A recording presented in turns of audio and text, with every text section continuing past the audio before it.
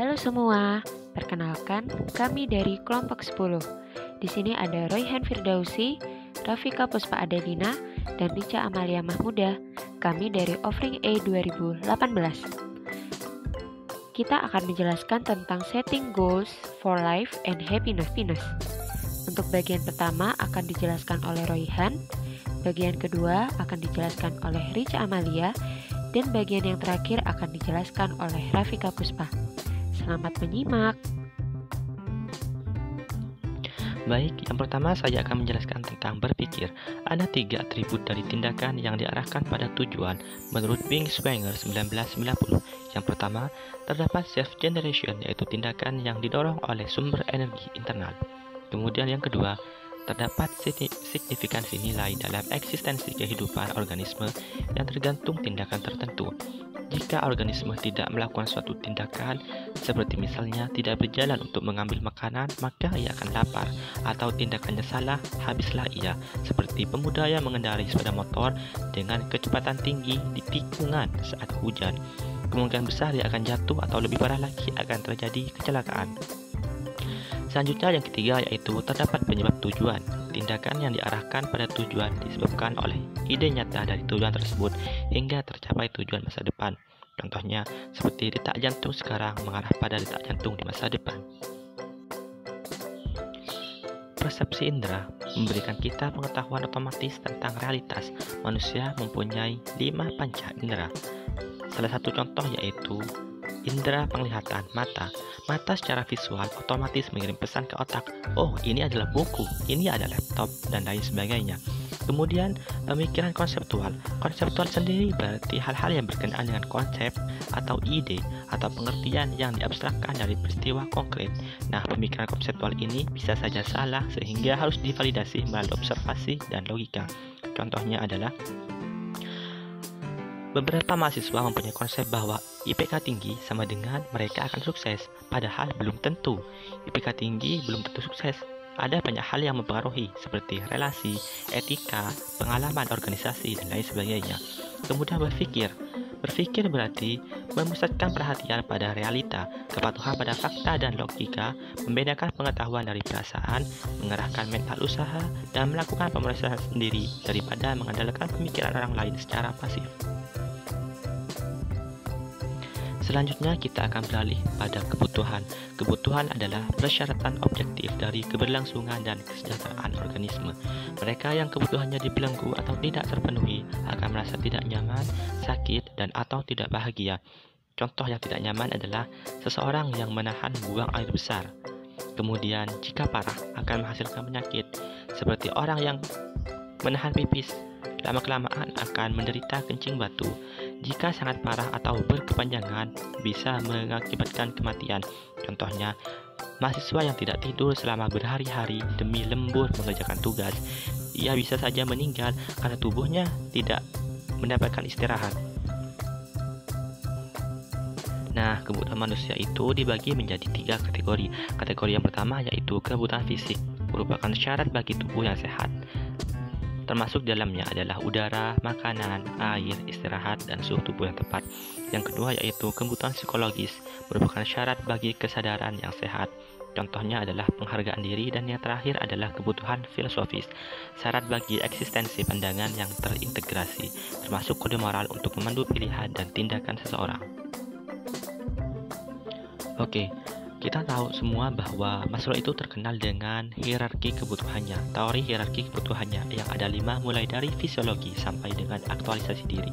Tetapi terkait teori hierarki kebutuhan Maslow tersebut, hampir tidak ada bukti apabila manusia dilahirkan dengan hierarki kebutuhan bawaan.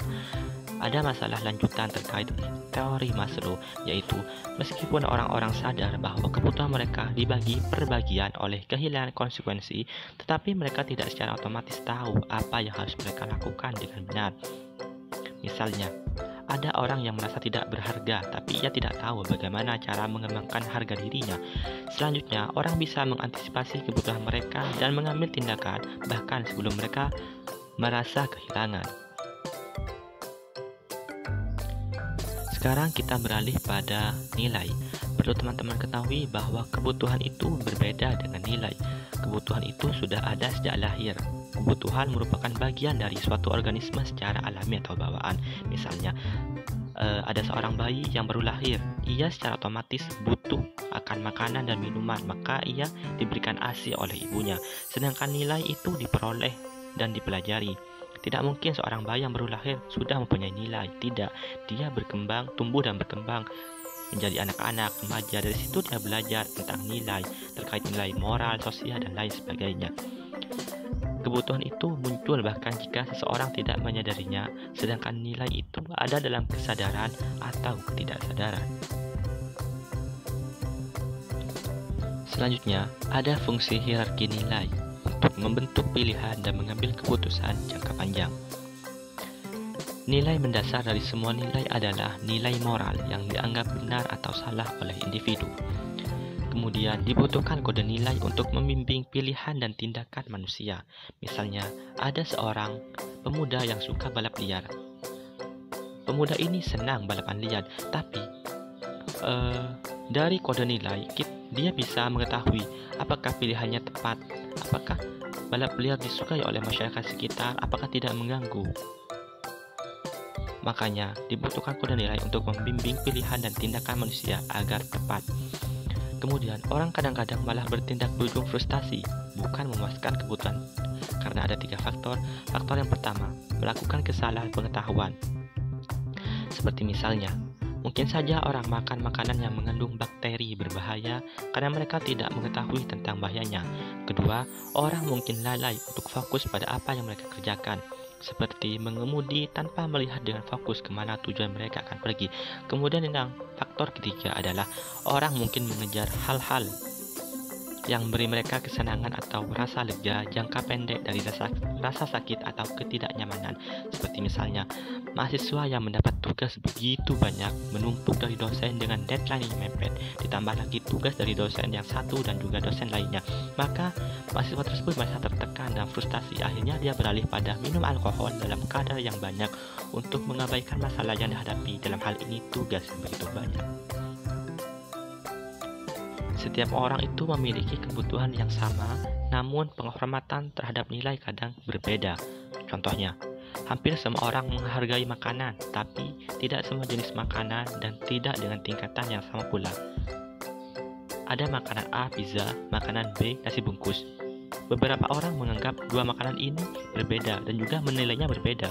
Pizza yang terkenal dengan makanan yang mewah, harganya yang mahal dan enak, mungkin diberi penghargaan yang lebih tinggi dibandingkan nasi bungkus yang ala kadarnya. Tidak ada dua orang yang memegang hierarki nilai secara identik atau persis selama hidupnya. Pasti ada perbedaan. Nah, nilai itu mempunyai fungsi. Fungsinya adalah untuk memprioritaskan kebutuhan dan memotivasi orang untuk memenuhi kebutuhannya. Hierarki nilai individu bisa saja berubah. Misalnya, kita semua adalah seorang mahasiswa. Sekarang kita fokus berkuliah dan pendidikan adalah orientasi kita. Tapi beda halnya ketika kita sudah lulus dan bekerja. Pendidikan yang menjadi orientasi kita akan tergeserkan oleh hierarki karir. Makanya karir menjadi orientasi kita. Lain cerita kalau kita sudah dewasa dan mapan secara karir, maka karir akan tergeserkan oleh pernikahan dan keluarga. Dari contoh tersebut kita dapat tahu bahwa hal yang tidak ditekankan sebelumnya menjadi penting, dan perlu ditekankan bahwa tindakan yang diambil tidak hanya didasari oleh satu nilai saja, namun bisa dipengaruhi oleh nilai lain. Baik, kita akan beralih topik pada emosi. Emosi adalah bentuk di mana orang secara otomatis berpengalaman menilai nilai secara tidak sadar. Contohnya, ada seorang pendaki gunung yang bertemu seekor beruang grizzly. Kira-kira emosi apa yang dirasakan oleh pendaki tersebut? Teman-teman bisa menjawab di hatinya masing-masing.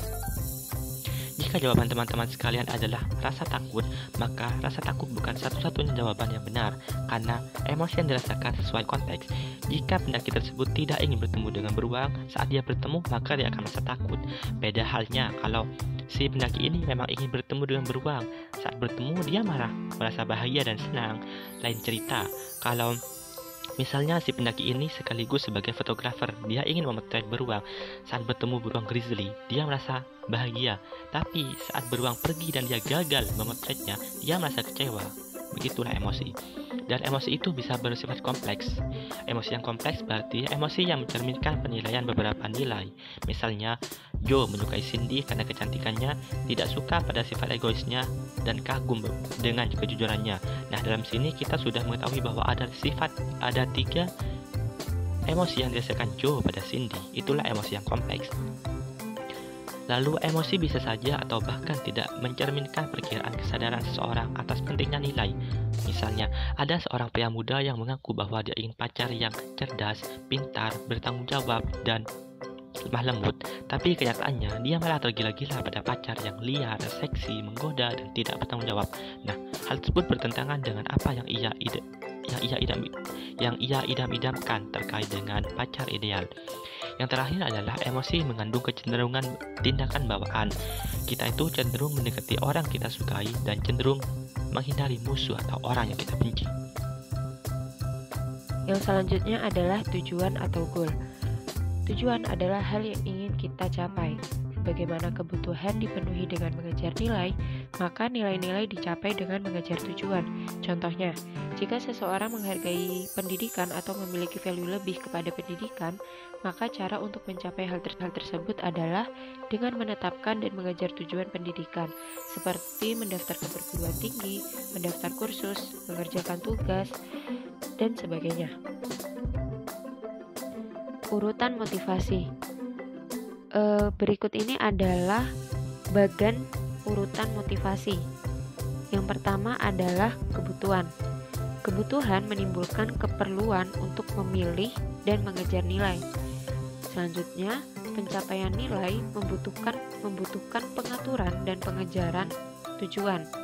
Nah, dari arah lain, tujuan itu sendiri akan mencapai nilai, dan nilai memenuhi kebutuhan. Lalu ada peranan emosi di sini. Emosi itu sendiri adalah sebagai pendorong untuk bertindak. Emosi menyediakan bahan bakar psikologis dan fisik. Nah, emosi ini berfungsi sebagai hadiah untuk tindakan yang berhasil dan bujukan untuk menghindari tindakan yang menyebabkan rasa sakit atau penderitaan. Tanpa emosi, nilai-nilai akan terasa hambar. Kognitif, yaitu pikiran dan pengetahuan, memainkan peran penting di setiap tahap urutan motivasi, dimulai dari mengidentifikasi kebutuhan, memilih nilai, memahami emosi, menetapkan tujuan, dan untuk menemukan cara untuk mencapainya. Untuk mengejar nilai-nilai jangka panjang, dibutuhkan tindakan fokus yang berkelanjutan pada apa sih yang ingin kita capai, terus alasan kita ingin mencapainya, terus tujuan yang akan ditetapkan, cara mencapainya gimana, terus bagaimana memprioritaskan tuntutan yang bertentangan, dan bagaimana mengatasi rintangan dan kemunduran yang akan kita hadapi. Teori penetapan tujuan atau goal setting theory. Tujuan menentukan arah, intensitas, dan durasi tindakan. Tujuan juga mempengaruhi proses kognitif dan penggunaan pengetahuan tugas. Berikut ini adalah hal-hal yang melingkupi tentang goal setting theory. Yang pertama adalah kesulitan. Dengan asumsi pengetahuan yang diperlukan, yaitu keterampilan dan komitmen untuk tujuan, semakin sulit tujuannya, maka semakin besar pencapaian kinerja. Kuncinya adalah bukan kesulitan dari tugas yang dihadapi seseorang, tetapi lebih pada apa yang berusaha diselesaikan oleh individu tersebut. Jadi, semakin tinggi level tujuan yang kita ingin capai itu lebih sulit, maka semakin tinggi juga motivasi kita untuk mengerjakan hal tersebut. Yang kedua adalah kekhususan. Tujuan yang spesifik mengatur tindakan lebih handal daripada tujuan yang tidak jelas. Misalkan, meminta seseorang untuk melakukan yang terbaik pada suatu tugas tidak akan menuntunnya untuk melakukan yang terbaik, karena tujuan yang tidak jelas seperti itu membuat orang mendefinisikan yang terbaik dalam istilah subjektif, karena yang terbaiknya setiap orang itu akan berbeda-beda. Yang ketiga adalah umpan balik. Untuk melacak kemajuan tujuan, orang membutuhkan umpan balik kinerja, yaitu pengetahuan tentang hasil. Untuk mengevaluasi kinerja, orang membutuhkan standar untuk menilainya. Tanpa standar seperti itu, mereka tidak dapat membedakan mana yang baik dari kinerja yang buruk. Jadi harus ada standar yang baik itu bagaimana sih, agar bisa memperbaiki kinerjanya menjadi lebih baik. Yang selanjutnya adalah komitmen. Agar tujuan menjadi efektif, orang harus berkomitmen padanya. Tindakan adalah bukti utama komitmen bahwa orang dapat mengatakan bahwa mereka sungguh berkomitmen atau sebaliknya. Yang berikutnya adalah efikasi diri. Efikasi diri adalah kepercayaan orang terhadap kemampuannya untuk melakukan sesuatu. Orang dengan efikasi diri yang lebih tinggi akan menetapkan tujuan yang lebih sulit untuk diri mereka sendiri, lebih mungkin untuk mempertahankan upaya mereka setelah umpan balik negatif, dan lebih mungkin menemukan strategi tugas yang berhasil daripada orang yang efikasi dirinya itu rendah. Selanjutnya adalah pengetahuan tugas. Tujuan meningkatkan kemungkinan orang akan menggunakan pengetahuan yang mereka miliki, terutama ketika tujuan sulit, karena jika tidak menggunakannya maka dapat menghalangi pencapaian tujuan. Yang ketujuh adalah insentif dan kepribadian. Insentif ini bisa berupa hukuman atau bonus gaji seperti itu. Efek insentif eksternal biasanya dimediasi oleh tujuan yang ditetapkan sendiri dan efikasi diri. Contohnya, seseorang mau bekerja setiap hari karena akan mendapatkan insentif berbentuk upah atau gaji, sehingga jika orang mendapatkan penghargaan, maka akan bekerja lebih giat. Yang terakhir adalah afek atau perasaan. Tujuan adalah apa yang ingin kita capai dan di bawahnya yang tidak ingin kita capai. Sukses mengarah pada rasa kepuasan dan kegagalan mengarah kepada rasa ketidakpuasan. Selanjutnya kita akan membahas mengenai bekerja. Ada beberapa orang yang tidak menyukai untuk bekerja dan ini menimbulkan kesulitan untuk menemukan kebahagiaan dalam pekerjaan atau hal lainnya. Tujuan pertama dalam persiapan untuk bekerja harus memperoleh keterampilan yang dapat dipasarkan, mulai dari pendidikan dasar. Karena semakin tinggi tingkat pendidikan, maka akan menerima pekerjaan yang lebih baik. Kemudian, mencari pekerjaan juga perlu mencocokkan keterampilan seseorang dan atau memungkinkan untuk mengembangkan keterampilan yang sesuai dengan nilai atau kapasitas seseorang. Hal ini menjadi penting karena untuk menemukan pekerjaan yang disukai atau yang dinikmati. Selanjutnya, seseorang harus terus meningkatkan pengetahuan dan keterampilan dalam pekerjaannya. Jika seseorang gagal tumbuh dalam pekerjaannya, maka pekerjaannya akan berangsur-angsur menjadi kurang menyenangkan dan juga membuat rentan diberhentikan.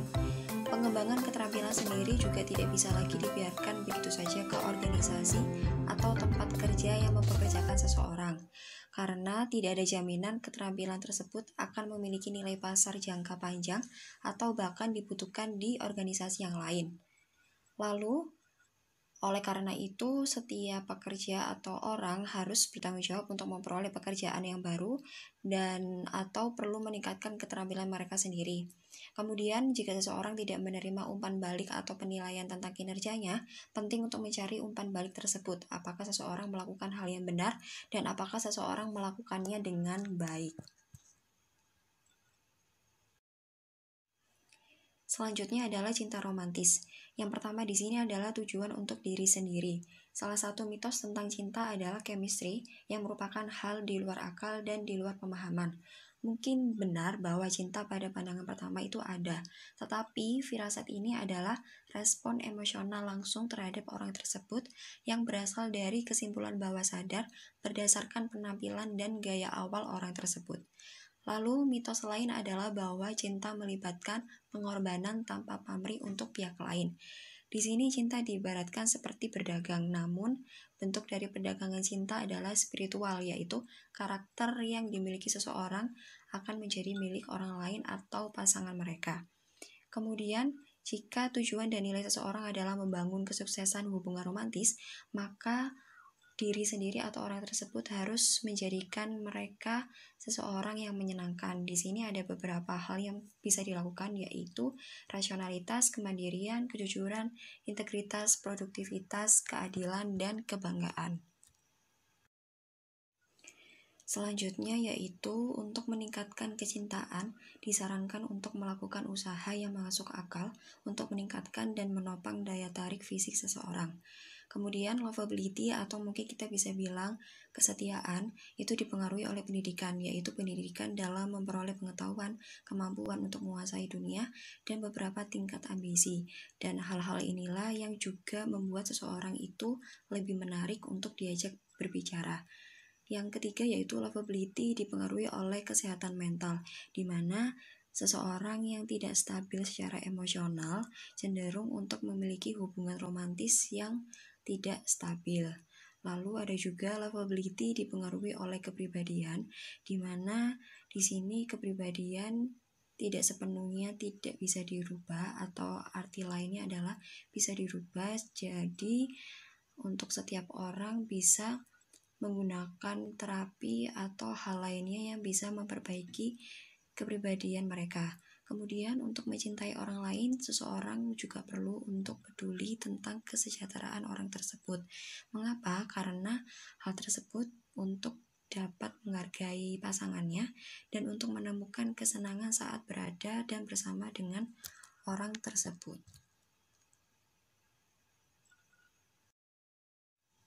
Selanjutnya adalah tujuan untuk pasangan. Seseorang yang memiliki sifat menjadikan mereka menyenangkan, tujuan mereka biasanya adalah menemukan kualitas yang sama pada pasangan mereka. Ciri-ciri selain kebajikan moral yang perlu diperhatikan yaitu kecocokan. Antara lain, pertama ada harga diri, jadi idealnya kedua belah pihak harus memiliki harga diri yang tinggi. Yang kedua, kecerdasan dan pendidikan. Yang ketiga, usia, di mana usia yang ideal adalah perbedaan usia yang tidak terlalu besar. Yang keempat, tingkat pertumbuhan yang juga sama. Kelima, ada filosofis yang di dalamnya juga termasuk agama. Hal lain yang perlu diperhatikan yaitu berkaitan dengan preferensi pribadi, seperti penampilan, kepribadian, kebiasaan pribadi, selera, gaya hidup, minat, dan sikap terhadap uang yang perlu diperhatikan agar tidak menjadi faktor penyebab dari sebuah konflik. Selanjutnya, untuk memulai suatu ketertarikan atau hubungan dengan orang lain dapat dimulai dengan firasat, yaitu dengan kesan pertama yang merupakan faktor emosional. Kemudian, seseorang perlu untuk mempelajari lebih lanjut tentang orang tersebut dan mengidentifikasi alasan tanggapan emosional seseorang. Di sini hal yang terpenting adalah bagaimana seseorang menemukan suatu harmoni antara karakteristik respon emosional seseorang dan penilaian rasionalnya.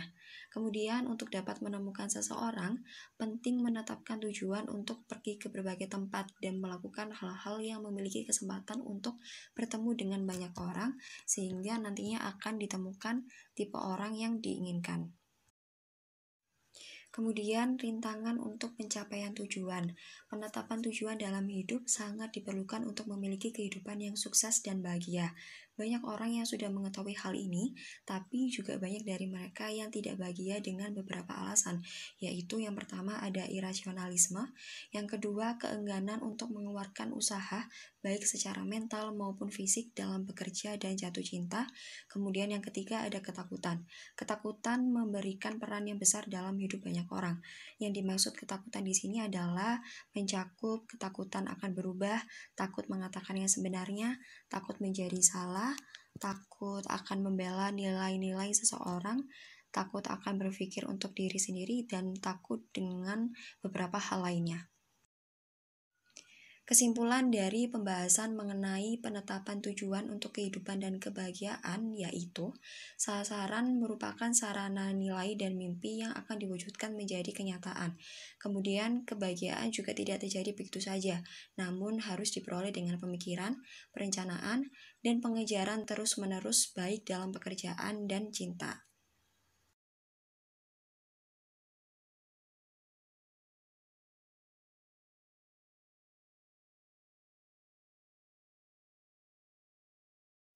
Terima kasih, cukup sekian presentasi dari kami.